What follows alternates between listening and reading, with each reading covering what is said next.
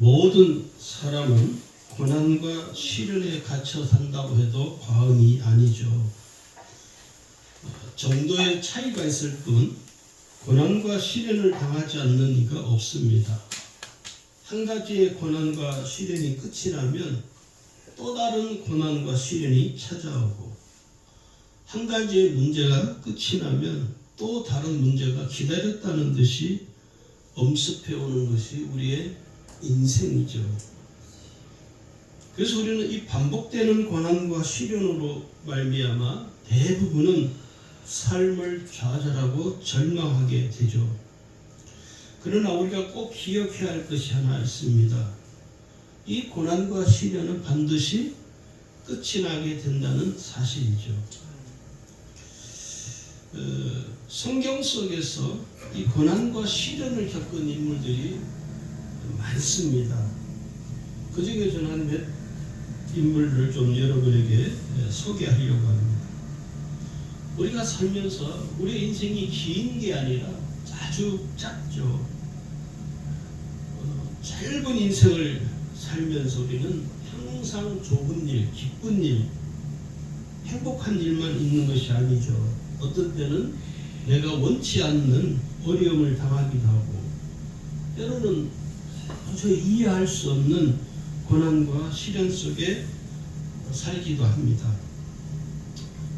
이 고난과 시련은 구원받은 성도라고 해도 예외가 아니죠. 그래서 이 성경 속의 인물들을 보면 우리 흔히 말하기를 믿음의 사람이라고 그들을 부릅니다. 이 믿음의 사람들도 고난과 시련을 다 겪고 살았다는 것입니다. 그냥 우리는 결과만 가지고 항상 이야기해야죠. 아브라함, 믿음이 훌륭한 사람. 그가 믿음이 훌륭한 사람이 되기까지 그 삶의 그 여정은 우리는 들여다보지 못하고 그 결론만 우리는 이야기합니다. 노아도 그렇고 다윗도 그렇고.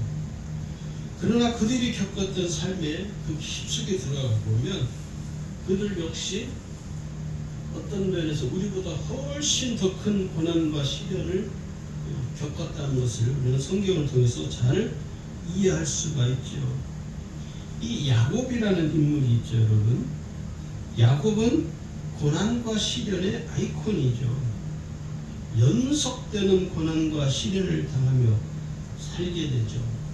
그것도 그 형제들로 인해서 고난과 시련을 겪을 수밖에 없는, 이 야곱이 자기가 어떤 죄를 보면서 고난과 시련을 당하는 것이 아니라 형들 때문에 결국은 삼촌 나반의 집으로 도망을 하게 되고, 그 삼촌 나반의 집에서 살면서 처음으로 보았던, 마음이 흠모했던 그 여인이 누구냐면 라헬입니다. 그래서 그 라헬을 위해서, 그 라헬을 아내로 맞이하기 위해서 무려 7년을 죽도록 고생을 하죠. 그런데 이 삼촌 나반이 그 라헬을 주지를 않는 거예요. 그 라헬은 두 자매가 있는데 언니가 아니라 동생입니다. 그런데 이 삼촌 나반이 야곱에게 그 자기 큰 딸을 위해서 큰 딸을 줄 테니 또 그 야곱에게 고생할 것을 요구를 하죠. 어떤 면에서 보면 삼촌 라반이 사기를 친 거죠. 그래서 이 야곱은 라헬을 얻기 위해서 원치 않는, 마음이 흠모하지 않는 그 레아를 위해서 또 7년을 죽도록 고생합니다. 무려 14년을 고생하게 되는 거죠. 이 야곱은 형들 때문에 애굽의 노예로 팔려가고 어려움을 당하는 겪으면서 그 삼촌 나반을 통해서 또 14년이라는 긴 세월을, 여러분 14년이 짧은 것 같죠? 너무너무 긴 세월이죠. 얼마나 그런 면에서 보면 야곱이 성격이 온순한 사람이었다 하는 생각도 듭니다. 그러나 이 야곱은요, 이 고난과 시련을 통해서 어떤 사람이 되냐면 믿음이 강한 사람이 됩니다. 요즘 말로 말하면 믿음의 영적 강자가 되는 것이죠. 이 야곱은 이 고난과 시련을 통해서 믿음에 있어서는 어마어마한 강자가 되어버린 것입니다. 야곱 자신이 당하는 고난과 시련을 생각하면 자신이 그 14년 동안 겪었던 삶은 이건 말할 수가 없죠. 그러나 그의 삶의 결과는 하나님 그를 믿음의 거부로 하나님 그를 축복했다는 것이죠. 또 한 인물이 있습니다. 요셉이죠. 야곱과 요셉을 제가 거꾸로 이야기합니다. 이 요셉이 야곱이 아니라 요셉은 형들에 의해서 인신매매금들에게 팔려납니다. 요즘 말로 말하면 인신매매금이죠. 이런 말할 수 없는 고난과 시련을 겪은 이 요셉은 성경을 보면 마침내 그가 하나님이 그를 축복하셔서 그 아버지 야곱에게로 다시 돌아가게 됩니다. 그 아버지 야곱에게로 돌아갔는데 그 이후의 삶이 참 재밌습니다. 이 형들이 벌벌 떨어요. 야곱, 이 요셉에게. 왜냐하면 요셉이 자기들을 보복할까봐, 복수할까봐 두려움 가운데 사는 거지.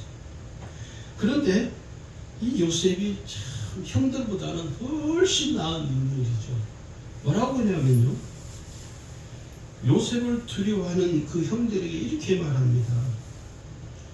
창세기 50장 19절에 보니까 이렇게 말해요. 두려워하지 마소서, 내가 하나님을 대신하리까. 그 형들을 향하여 나를 두려워하지 마라. 그러면서 하는 말이, 당신들은 나를 해치려 했지만 하나님 그것을 선으로 바꾸셔서 오늘과 같이 많은 백성의 생명을 구원하게 하려고 나를 축복하셨으니 내가 당신들에게 은혜를 베풀겠으니 그리고 당신들의 자녀들을 내가 다 돌보겠다라고 축복합니다. 그러면서 21절에 보면 이렇게 말해요. 당신들은 두려워하지 마소서, 내가 당신들과 당신들의 자녀를 기르리이다 하고 그들을 강곡한 말로 위로하였다. 이 베프가 다른 거죠. 형들은 참 아주 쪼잔하게도 좀 말할 수 없는 그런 형들이지만 이 동생 요셉은 그렇지 않았다. 그 자기를 죽이려고 했던 그 모든 사람 그 형제들을 다 품어버리죠. 왜 이렇게 그 형들을 품고 심지어 그 형들의 자녀들까지 품을 수 있느냐? 고난과 시련을 겪은 요셉의 삶이었기 때문에 그렇습니다. 고난과 시련을 요셉이 겪지 않았더라면 이 형들을 품을 수가 있겠습니까? 품을 수가 없죠. 그만큼 그릇이 큰 사람이 되어버린 것이죠. 참 귀한 삶이라고 저는 여겨집니다. 이스라엘 민족이 당하는 고난과 시련이 있죠. 이 이스라엘 백성들은 여러분 생각해 보세요. 애굽에서 몇 년을 식민지 노예로 사는 줄 아십니까? 43년이 아니라 430년. 우리나라는 일제 강점기를 몇 년 거친 줄 아십니까? 모르셔요? 36년입니다. 잘 모르시겠죠? 다 잊어버리죠, 우리는. 근데 우리는 잊어버리면 안 됩니다. 일제로부터 일제 강점기 식민지를 우리는 36년 동안 겪으며 살았습니다. 그런데 한번 생각해 보세요. 이 대한민국이 일제 강점기 36년 동안 겪으면서 거의 말살이 됐습니다. 문화도 말살되고 정신도 말살되고 역사도 말살되고 모든 삶이 다 말살되었습니다. 그 말살된 여파가 지금까지 있어요, 여러분. 그 지금까지도 여러분 좀 배웠다고 확신이 있다고 떠드는 사람들 중에요. 지금도 여전히 일본을 떠받드는 사람들이 있어요. 그 계층 기득권자들이 지금도 우리나라 정치권 속에는요. 잘 모르시겠죠? 이 역사를 좀 아셔야 됩니다. 요즘 젊은이들이요. 30대, 40대, 20대 청년들이 역사를 몰라요. 그런 역사가 있다는 걸 모르기 때문에 그냥 막 아무렇게나 보는 거예요. 참 안타까운 시대에 우리가 지금 살고 있습니다. 겨우 36년 동안 일본의 식민지 통치 속에 살았던 그 말살되었던 그 잔재들이 지금도 있어요. 왜 그게 있는지 아십니까? 친일파들을 제대로 역사적으로 정리를 안 해서 그러는 거예요. 독일만 보세요, 여러분. 독일은요, 나치 정권을요, 일순간에 다 역사가 정리해버렸습니다. 그게 독일과 이 한국이 다른 점이에요. 독일은 지금도 그들은 유태인들을 학살한 그 모든 역사를 지우지 않았습니다. 지금도 그들은 그 역사에 대해서는요, 지금도 수많은 세월이 흘렀음에도 후손들이 지금도 사죄한다니까요. 그게 역사라는 거예요. 역사를 잊지 않는 민족이기 때문에 우리는 역사를 너무 쉽게 잊어버리죠. 20대, 30대, 40대 이런 젊은이들이 역사를 다 잊어가고 있어요. 그러니까 젊은이들 중에서 뭐라 하는지 아세요? 친일을 지금 충성하는 젊은이들이 의외로 많습니다. 여러분. 그 친일을 숭상하는 사람들, 정치인들을 옹호하고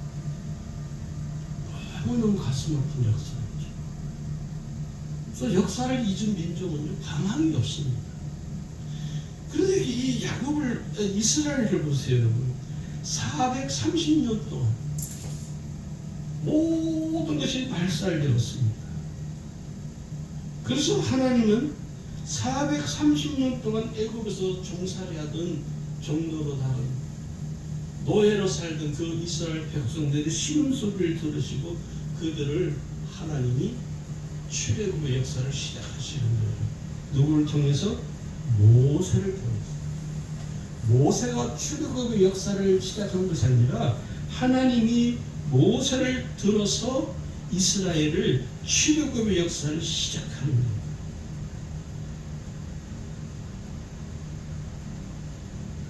그들은 430년 동안 당하는 그 고난과 시련은요, 이런 말할 수가 없죠. 개인의 이 고난이 아니라 민족적인 고난과 시련이잖아요. 하나님은 출애굽의 역사를 통해서 430년의 긴 세월 동안 당하는 고난과 시련을 하나님은 종지부를 찍게 하십니다. 모세가 아니라 하나님이시죠. 지금도 어쩌면 하나님께서 이 출애굽의 역사를 시작하지 아니하셨다면 이스라엘은 지금 역사 속에서 아마 사라져 버렸을 것입니다. 그런데 여전히 세계 역사의 중심에 이스라엘은 여전히 우뚝 세워져 있습니다. 아주 작은 나라 같지만요, 실제로 유대인들이 이 역사, 이 세계 역사를 지금 움켜쥐고 가고 있는 거예요. 또 성경에서 고난과 시련을 당한 가장 대표적인 인물을 말할 때는 주저하지 않냐고 욥을 이야기합니다. 욥기서에는 욥의 고난과 시련의 역사가 아주 구구절절히 기록이 되어 있죠. 그래서 욥기서를 읽다 보면요, 왜 하나님은 욥이 실제로 여러분 무슨 죄를 보면서 고난과 시련을 당하지 않습니다. 악한 영이, 악한 마귀가 욥을 시험하는 거예요. 그 시험을 하나님이 허락하셨어요. 욥이 당하는 고난과 시련은 실제로 하나님이 허락하신 시련이었다는 것입니다. 너무너무 혹독했습니다. 그 친구도 버리고 심지어 그 아내도 욥을 저주하고 욥을 버렸습니다. 너무너무 혹독했습니다. 그래서 이 욥은요, 그 몸이 정상이 아니었습니다. 온몸에 종기가 나서 질그릇으로 질그릇인 그 조각을 깨어서 자신의 몸을 팍팍 긁을 정도로 비참했다. 너무너무 비참했다는 것이. 여기 이렇게 기록되어 있습니다. 욥기 2장 7절에 보니까 사탄이 이에 여호와 앞에서 물러가서 욥을 쳐서 그의 발바닥에서 정수리까지 종기가 나게 한지라. 8절에 욥이 제 가운데 앉아서 질그릇 조각을 가져다가 몸을 긁고 있다. 이 정도 되면요, 이 욥도 그냥 하나님을 향하여 욕하고 원망하고 해도 돼요. 그런데 욥은 그러지 않습니다. 그의 아내도 욥을 저주하고 하나님을 욕하고 축을하고 저주를 합니다. 얼마나 이 나쁜 여자예요. 같이 살았던 이 여자도 결국 버리죠. 그의 친구들도 욥을 향하여 저주합니다. 비난하죠.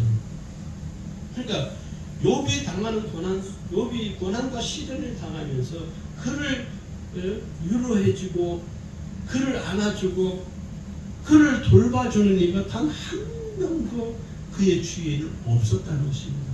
아주 철저하게 외면당하고 홀로 고독하게 힘든 고난과 시련을 온몸으로 부딪히며 사는 것이죠. 그래서 실제로 고난과 시련을 당하면요, 주변의 사람들이 오지 않습니다. 저도 저희 사모가 이렇게 아프고 하니까요, 그전에는 전화도 자주 그렇게 건드려 하는 사람들이 전화를 안 해요. 전화가 안 와요. 그래서 이 욥의 심정을 이해가 돼요. 네, 욥의 심정을 이해가 돼요. 누구 하나 찾아오질 않습니다. 누구 하나 아는 척을 하지 않습니다. 그리고 이 고난과 시련을 당하는 건요, 고난과 시련을 당하는 그 과정이 힘들기도 하지만 주변의 사람이 다 사라지는 거예요. 어떤 면에서 보면 하나님이 다 정리하게 주시는 거예요. 다 쓸데없다. 저는 이 고난과 제가 시련을 겪으면서 어떤 걸 깨닫냐, 다 쓸데없는 거였구나. 하나님이 다 정리하게 주시는 거예요. 철저하게. 그러면서 깨닫는 게 뭔지 아세요? 인간은 내가 의지할 대상이 아니었구나. 그러다 보니까 하나님을 다 의지할 수밖에 없게 되는 거예요. 욥이 아마 저는 그래서 욥도 그랬거든요.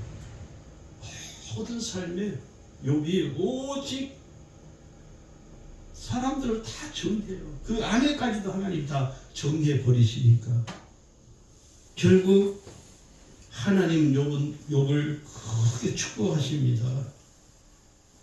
어느 정도로 축복하시냐면 욥기 42장 10절에 이렇게 기록이 되어 있습니다. 욥이 그의 친구들을 위하여 기도할 때 여호와께서 욥의 공경을 돌이키시고 여호와께서 욥에게 이전 모든 소유보다 갑절이나 주신지라. 이전에 그가 받았던 축복보다 갑절의 축복을 하나님이 베풀어 주셨다는 사실입니다. 그래서 우리는 이 욥의 고난과 시련을 통해서 깨닫는 게 뭐냐면 반드시 고난과 시련은 끝이 난다는 사실입니다. 할렐루야. 네. 반드시 이 고난과 시련이 아무리 길어도 반드시 끝이 있다는 사실이에요. 그래서 우리는 이 욥을 통해서 고난과 시련을 겪으면서 위로를 받을 수 있어요. 하나님께서 욥에게 고난과 시련을 끝이 나게 해주신 것처럼 하나님은 내게도 욥과 같은 은혜를 주실 거야. 믿음으로 바라볼 수가 있는 것이죠. 또 요나라는 인물이 있죠. 요나가 당하는 고난과 시련은 뭡니까? 자기가 자처한 일이죠. 쉽게 말하면 요나는 자기가 죄를 범한 거예요. 하나님 말씀에 불순종하는 자기가 범한 죄죠. 자기가 고난과 시련을 자기 스스로 자기 무덤을 판 꼴이 된 거죠. 물고기 뱃속에서 3일 동안 갇혀서 그는 하나님께 살려달라고 애원을 하죠. 그러니까 이 요나처럼 어리석게 자기가 고난과 시련을 자기 스스로가 만든 일도 있습니다. 그럼에도 불구하고 하나님은 그런다 할지라도 그 요나에게도 은혜를 베풀어 주셨다는 거예요. 예수님이 당하는 고난과 시련은 어떤 고난과 시련입니까? 하나님의 뜻이죠. 뜻. 예수님이 당하는 이 십자가의 고난과 시련은 하나님의 뜻이었습니다. 하나님의 뜻에 따라 이 세상에 오셨고 지금 우리가 대림절을 기다리잖아요. 우리가 대림절을 대망하면서 우리 주 예수 그리스도 오심을 우리는 믿음으로 삼하고 기다립니다. 그 말은 우리 입장에서는 예수님 우리의 메시아이시지만 예수님 입장에서는요, 이 세상에 오시는 뭡니까? 고난과 시련을 당하러 오시는 거예요. 대접받으러 오는 게 아니라 고난과 시련을 당하시러 이 세상에 강림하시는 것이죠. 그래서 어떤 면에서 이 성탄절은 우리에게는 너무 기쁨의 절기이죠. 그러나 예수님께는 이 고난과 시련에 이제 맞닥뜨리는 그 현장에 이 세상에 예수님이 오시는 거예요. 예수님의 이 십자가의 죽으심을 통해서 오늘 저와 여러분이 죄인에서 하나님의 자녀로 살아가는 은혜를 우리에게 하나님이 주신 것이죠. 주님은 고난과 시련이지만 우리에게는 축복이죠. 예수님이 당하는 고난이 우리에게는 은혜이요 축복이요 영광이 되는 것입니다. 또 하나님의 자녀가 당하는 고난과 시련이 있습니다.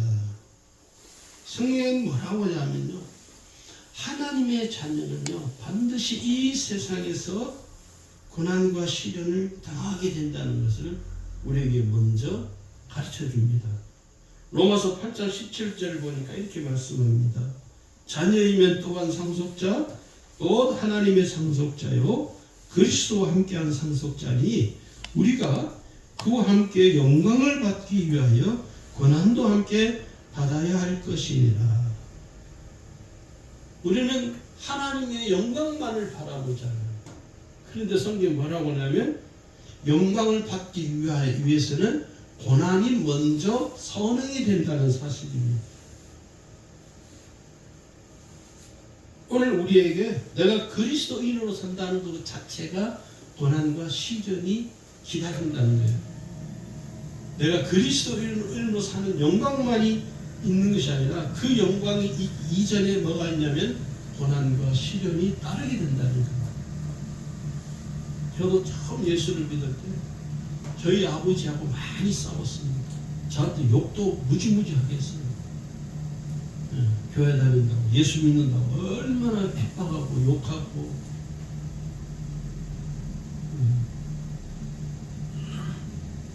예수 믿고 감사하게도 천국 가셨지만 처음에는요 예수 믿는다고 얼마나 저하고 다퉜는지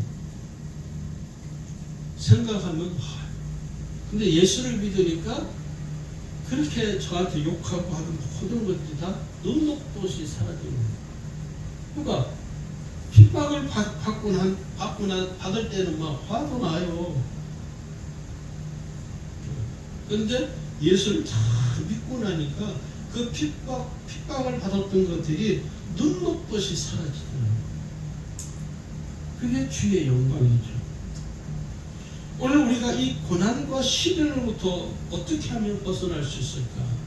우리는 이 고난과 시련을 당하면 빨리 벗어나기를 원하죠. 그래서 우리가 다 기도하잖아요. 하나님, 이 고난과 시련을 나를 하루속히 빨리 벗어나게 해달라고 우리는 참 많은 기도를 합니다. 그런데 하나님은 그 기도에 대해서 마치 침묵하는 것처럼 여겨지기도 합니다. 그래서 기도하다가 너무너무 힘이 드니까 마음에 또 낙심이 찾아오기도 하고, 또 그 마음과 낙심된 마음을 또 쫓아내고 또 믿음으로 또 주의 은혜를 바라보죠. 이게 계속 반복이 되는 거예요. 오랜 세월, 긴 시간 동안 고난과 시련을 당한 사람들이 사투를 벌이는 것입니다. 우리가 고난과 시련을 당한 사람을 위해서 우리는 그냥 너무 쉽게 기도한다고 그러죠. 아니에요. 그 입장이 되어보지 못하면요, 고난과 시련을 당하는 게 얼마나 고통스러운지를 절대로 이해할 수가 없습니다.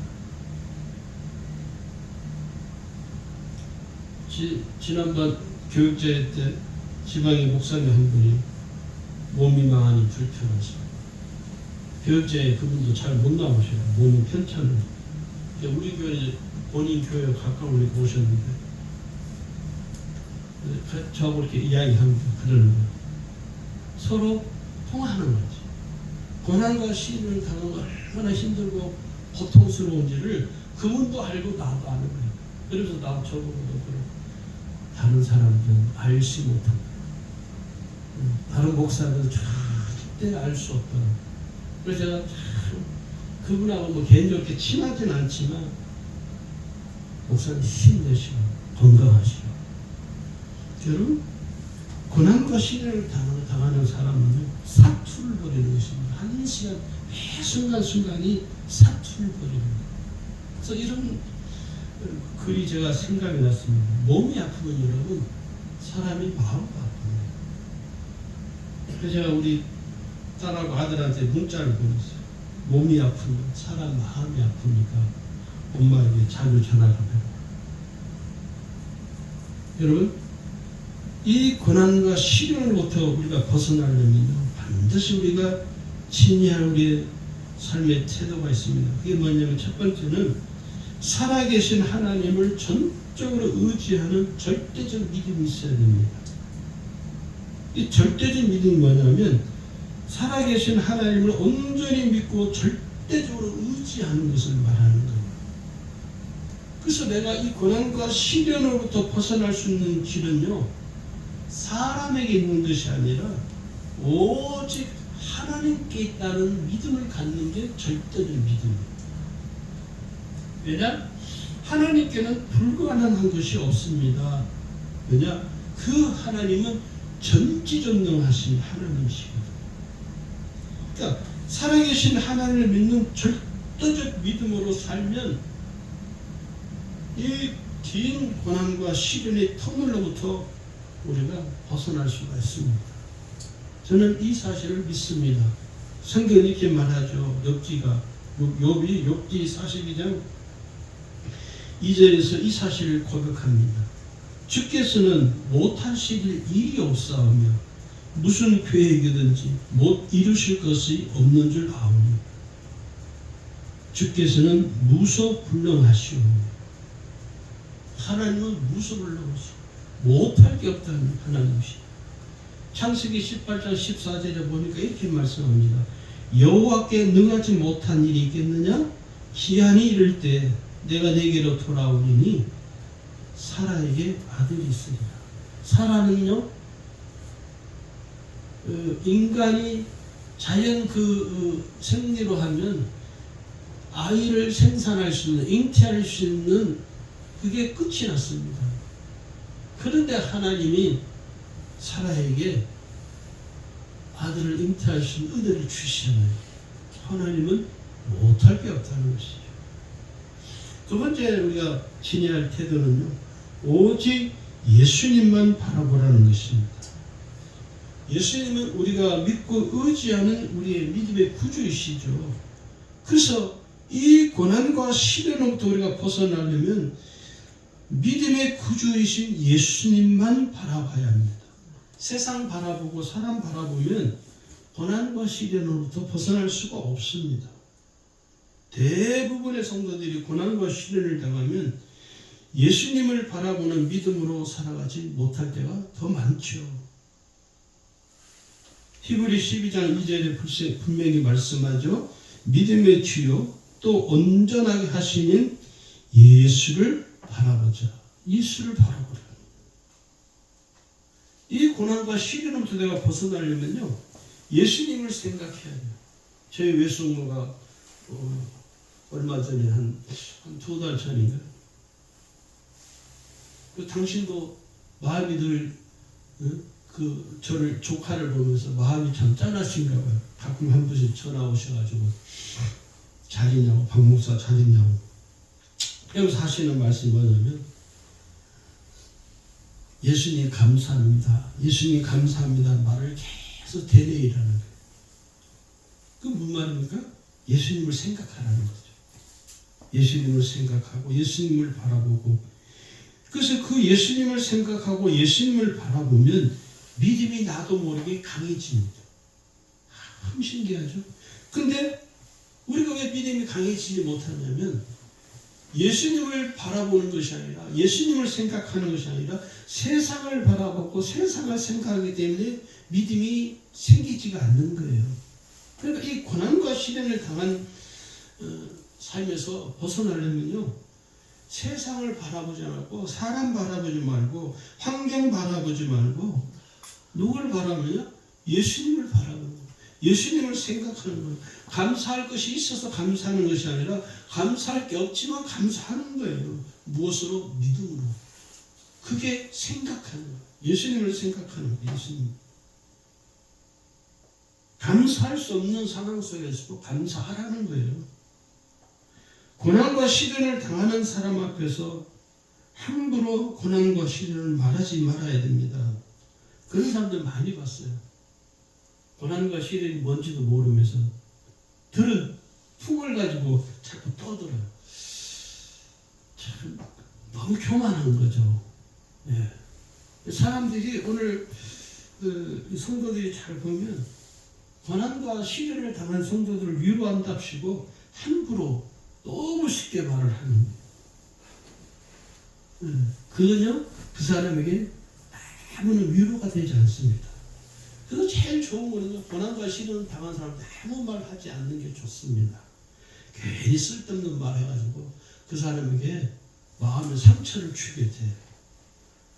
그냥 함께 동의해주고 같이 기도해주고 같이 울어주고 그 사람의 심정을 이해해주려고 그래야지. 에이 말이야, 기도해야지 기도. 그는 정말 교만한 짓이죠. 목사들도 그러거든요. 고난과 시련을 당한 성도들이 찾아와서, 물론 성경을 가지고 권면하고 말씀을 하지만은 목사들도 가장 먼저 하는 말은 기도해야지 기도. 뭐 기도 안 해서 그러면 고난과 시련을 당하는 겁니까? 그러니까 너무 말을 쉽게 한다는 것이죠. 감사할 수 없는 상황 속에 있지만 억지로, 무엇으로? 믿음으로 감사합니다. 저는 이 감사의 단어를 꼭 생각할 때마다 실제로 있었던 실화입니다. 감리교 목사님이시네. 제가 누구라고 말씀을 못 드려요. 사모님이, 개척교회 사모님이 암에 걸렸어요. 얼마나 하나님을 원망이 되겠습니까? 그래서 하나님 원망하고 자기 남편 되는 목사님을 원망하고, 내가 당신 안 만나서 뭐 사모가 안 됐으면 내가 이런 병이 안 걸렸을 건데 하면서 원망하고 지내는 거예요. 이 목사님 얼마나 고통스럽게, 또 신학교 자기 은사이신 교수님을 찾아가서 하소연하니까 그 교수님도 참 말을 못하죠. 뭐라고 뭐 이게 위로가 되겠습니까? 그래서 그 교수님이 그랬대요. 김 목사, 사모님에게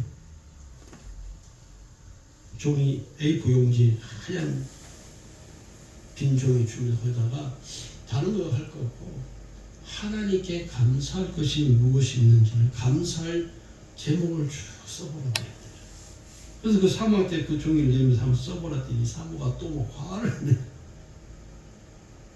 그 사모님이 종이를 휙 던져버리고 있는데 한 며칠 지났는데 그 사모님이 그 자기가 던져버린 그 A4 용지를 다시 이렇게 받아들고 그 종이에다가 감사할 수 있는 것이 무엇인가를 쓰기 시작했다. 그런데 놀랍게 그 종이 한 장 앞뒤 양면을 꽉꽉 채워서 썼는데도 감사가 계속 나오더라고요. 그때부터 이분이 감사만 드리기 시작했다는 거예요. 감사했다는 거예요. 내가 지금 암병에 걸린 것도 감사하고 내가 이제 암에 걸려서 이제 곧 죽게 될 텐데 그것도 감사하고 감사를 드리고 한 달쯤 지나서 다시 병원을 갔는데 기적이 일어났어요. 암이 흔적도 없이 다 사라져버렸어요. 소멸되어 버렸어요. 하나님이 그 사모에게 기적을 일으켜 주시는 것이죠. 감사한 믿음을 가진 그 사모에게 은혜를 주시는 것이죠. 제가 조금 전에도 말씀드렸는데 감사는 뭡니까? 예수님을 생각하는 거예요. 하나님을 생각하는 거예요. 감사한다는 것은 늘 기억한다는 것입니다. 그러니까 그의 머릿속에 그의 생각 속에 온통 하나님으로 가득 채워지니까 하나님의 생각으로 가득 채워진 그 삶에 하나님이 그를 기억하시고 그 사모에게 은혜를 베푸시는 그게 기적이라는 것입니다. 이런 고난과 시련을 당하면요 감사가 쉽게 나올 것 같습니까? 쉽게 나오지 않습니다. 원망이 되고 말로는 괜찮다 하지만 때로는 좌절이 되기도 하고 이게 굴곡이 심해요. 어떤 데는 받아들였다가 어떤 데는 못 받아들였다가 그래서 몸이 아프면 마음까지 아픈 거예요. 이거를 잘 이해를 하셔야 돼요. 고난과 시련이 너무 고통스러우면요 감사가 되지 않습니다. 감사가 되지 않는 사람 앞에서 감사하라고 그게 감사가 되나요? 그건 위로가 아닙니다. 그거는 그 사람을 함부로 하는 거죠. 내버려둬야 됩니다. 그리고 정말 위한다면 기도하셔야 돼요. 그냥 내가 기도하듯이 하지 마시고 정말 내가 그 아픔을 내가 고난과 시련을 당한 사람인 것처럼 그를 위해서 기도해 주는 게 그게 진짜 믿음이 있는 사람이죠. 그게 진짜 같은 형제요 자매이죠. 고난과 시련을 당한 성도를 가르치려고 하면 안 됩니다. 목사들도 자꾸 가르치려고 하죠. 저도 그렇고 교인들도 보면 자꾸 가르치려고 해요. 신앙생활에 조금 연수가 되신 분들 더 그래요. 자녀들에게 가르치듯이 믿음이 조금 연약한 성도를 자꾸 가르치려고 해요. 처음 온 초신자도 자꾸 가르치길래 교만해서 그래요. 가르치려고 하면 안 돼요. 그 입장을 헤아려주고 그 아픔을 나는 그 아픔을 당하지 않았지만 그 아픔을 당한 그 사람의 심정을 이해하고 헤아려주고 할 때 그게 진짜 위로가 되는 거예요. 그 아픔 가운데도 슬픔 가운데 자기는 안 아프니까 웃고 그러면요 그 심정 이해가 되는 거죠. 그래서 장례식장 가면요 그 장례식장에 가서 그 유족을 위로할 때 어떻게 하는 거냐 정말 진실한 마음으로 담아서 그 유족을 위로하죠. 그 유족의 아픔을 이해할 수는 없습니다. 그러나 그 사람들의 심정이 내가 마치 그렇게 된 것처럼 그들을 위로해 주는 거예요. 오늘 고난과 시련을 당한 성도들을 위하여 매일 기도하는 것이 더 지혜로운 삶의 태도라고 믿습니다. 저는 기도할 때마다 우리 교인은 아니지만 저에게 기도 부탁을 하신 분이 계셔요. 부인이 권사님이 몸이 많이 좀 힘들다고 기도해달라고. 그래서는 제가 고난과 시련을 당하고 있기 때문에 그분을 위해서 정말 간절히 기도할 때는 하나님 이분에게 이 권사님이 하나님 은혜를 주시도록 오늘 저와 여러분이 고난과 시련을 당하지 않았다 할지라도 고난과 시련을 당하는 어느 누구도 예외가 없죠. 목사인 저도 그렇고 또 당하지 않으면 더 감사하지만 혹시 당할지라도 전혀 우리가 마음에 믿음이 사라지기보다는 믿음이 더 강해져서 오직 예수님만 바라보고 예수님만 생각하고 하나님께 정말 진심을 다하여 감사할 수 있는 삶이 되기를 주님 축원합니다.